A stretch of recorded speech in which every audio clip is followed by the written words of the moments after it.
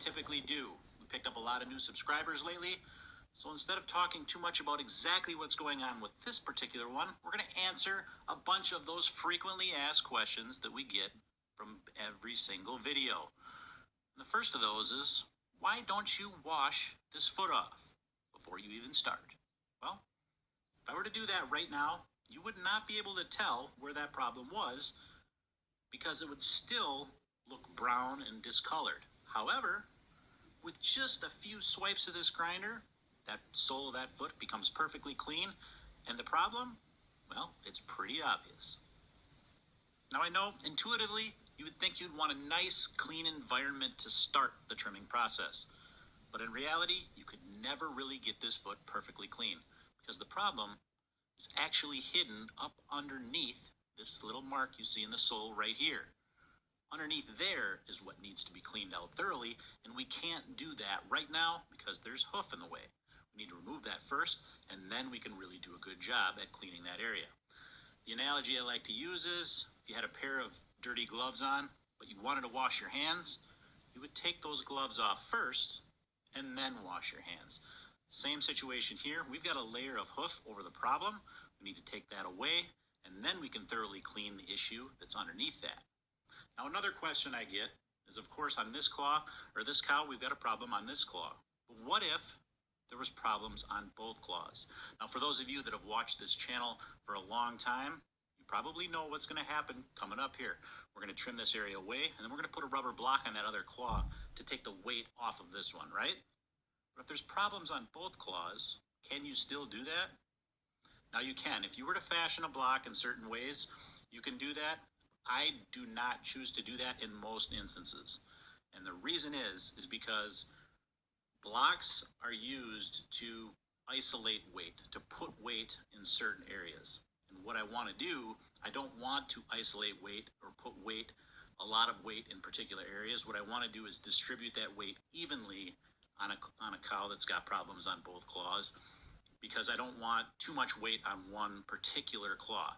I want them to be able to heal. So my solution in those cases is no blocks. We're going to leave this cow be just as she normally would, and I'm going to move this cow, or have the farmer move this cow, to a bedded pen with lots of soft bedding so that we're not putting any excess pressure on those particular areas. Now, of course, I'm going to wrap it up to try to keep those areas clean for a short period of time while that's happening, but I'm not going to use blocks to transfer weight and put it in different areas.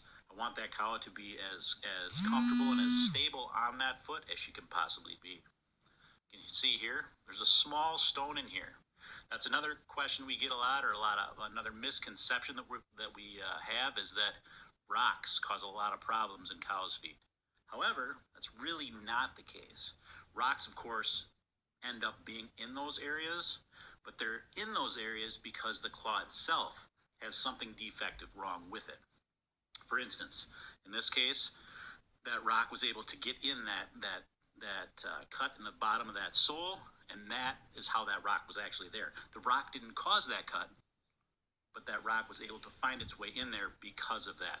Same thing with white lines. That white line defect is actually a crack in that white line of that foot, or where that outside wall meets that sole, and it's that area that that rock is able to get into.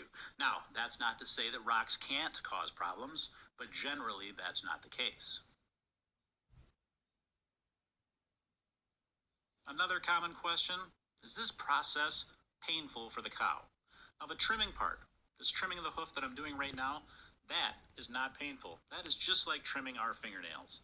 Now, that area of discomfort, that area in the middle there, that of course is uncomfortable. That's why she was holding this foot up. So there is discomfort in this claw, but the actual trimming part, if done carefully, is not uncomfortable. I'm sure it doesn't feel great, but like anything else, we need to remove that area to get this to heal. So we just need to do it in a way that's not going to touch anything sensitive in that claw. We're working around the edges. We're removing the hard horn material, which, like I said, is much like our fingernails. We stay away from those sensitive areas as best we can. Now, when it comes to knowing how much of this to remove, we're removing the detached area from around the areas of corium disturbance. It's pretty obvious to see where that disturbance is on this particular claw. So what I'm doing is removing any of the loose horn from around that just to keep that horn from abrading that particular area. Now, in nature, there would be no one to take this hoof away. So what is happening is that that sole is lifting away naturally from that. That's how the cow would normally take care of this on her own. The sole that I'm removing now, over time, would fall away, and that would allow that problem to resolve and for a new sole to grow in its place.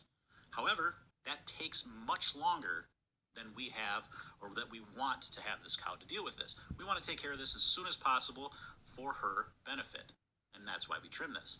Within a month, this horn will all completely replace.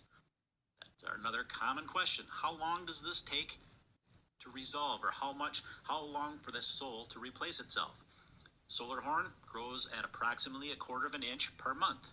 So within a month, we'll have about 1/4 of an inch of sole back on this claw, and that is enough for a cow to bear weight. Of course, there's not enough there now, and that's why I'm going to put this rubber block on this other claw. That's going to elevate the claw that we're working on off the ground, keep her from walking on that during that time period. That's going to allow that sole to grow and become the correct thickness. What I'm doing here, I'm just going to use this grinder to thin this sole out a little bit more because I've got a little bit more to remove here. The wheel that's on this grinder is a cutting wheel, non-abrasive, so there's no heat created when I'm trimming that claw. It's got some carbides on there that just gently shaves the hoof away as I'm trimming. The knives that I'm using now, those are specifically designed hoof knives, and they've got a hook on the end of that. You can see I'm using right now. That hook is there to help lift that horn away as I cut. That allows me to make sure that I'm not cutting too deeply, and that helps me lift that horn away as I make that cut. That spray that you see me use, no, that is not Windex. Ha ha. That is chlorhexidine. Chlorhexidine is an antiseptic, and it's used to help clean these areas. I use it to irrigate the areas, as well as an antiseptic to kill any of the bacteria that might be on this particular area. Salicylic acid powder, that's what I'm adding now. That serves several functions. Not only is it going to help kill some bacteria and exfoliate any of that dead material from that area, but it's also going to provide a little bit of pain relief as well. The wrap is just going to stay in place for a couple of days.